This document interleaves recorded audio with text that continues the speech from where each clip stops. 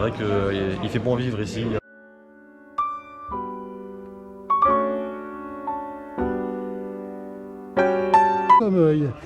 Nous sommes le 16 septembre, il est bientôt 16 h et dans une grosse demi-heure, Gwendal va démarrer un nouveau match après sa victoire d'hier.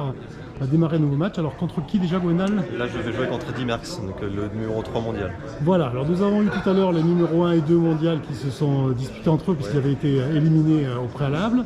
Et donc là, voilà, Gwendal va affronter le numéro 3 mondial.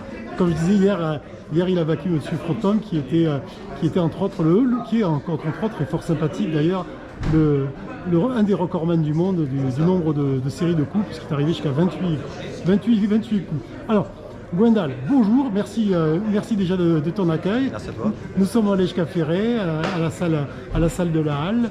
Et donc, Gwendal, moi je te connaissais pas. Je découvre quelqu'un de très jeune. Je regardais ton palmarès, il est déjà assez éloquent. Mais moi je dirais, mais d'où tu viens? Qu'est-ce qui se passe? Alors moi je viens de la Bretagne, oui. Voilà, j'ai une licence à Andernos depuis 2 ans maintenant, oui. Donc je joue dans une équipe à Andernos, mais je viens de la Bretagne, de Lorient plus spécifiquement. D'accord. Et d'où te vient ce goût? Et puis le talent on en parlera après, mais déjà le goût du billard en fait, si jeune. Mon grand-père jouait un petit peu au billard, donc il avait un billard chez lui, il avait un pool, donc le pool qu'on trouve un peu dans tous les bars, quoi, ouais. avec les billes jaunes et rouges.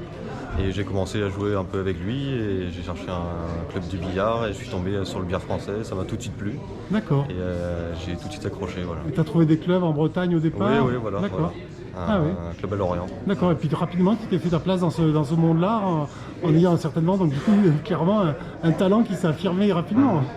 Oui, après j'ai gravi les échelons, donc je suis passé par les catégories de jeunes, donc de cadets, donc moins de 17 ans, ouais. Après en junior moins de 21 ans, puis je suis rentré après avec les plus grands.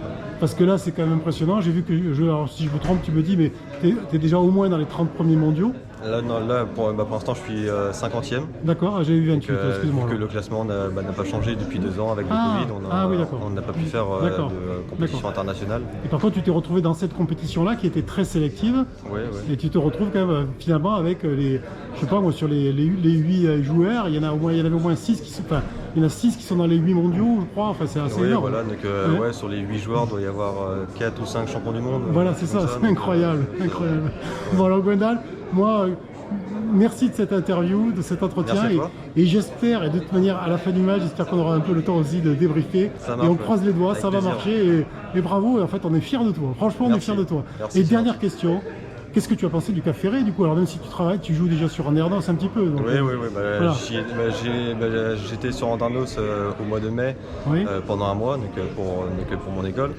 Et c'est vrai qu'il fait bon vivre ici, il fait beau, il fait chaud et les gens sont plutôt sympas. Donc donc Gwendal, je pense qu'il va s'installer chez nous, là.